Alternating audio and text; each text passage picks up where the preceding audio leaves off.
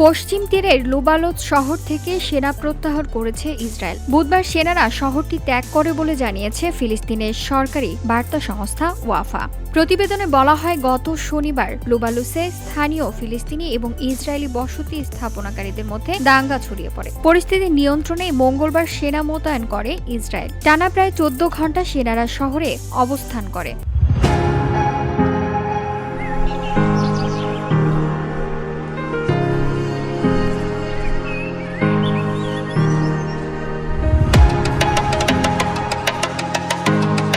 এ সময় ফিলিস্তিনিদের সঙ্গে সেনাদের সংঘর্ষ হয়। আন্তর্জাতিক মানবিক সংস্থা রেড ক্রিসেন্ট সোসাইটির ফিলিস্তিনি শাখার তথ্য অনুযায়ী এতে অন্তত ৩৮ জন ফিলিস্তিনি আহত হয়ে চিকিৎসা নিয়েছেন।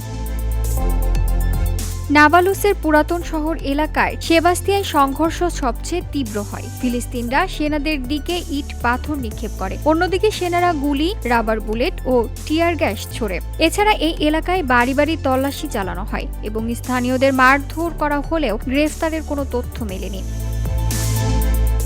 ফারজানা একা, ভিওডি বাংলা নিউজ ডেস্ক।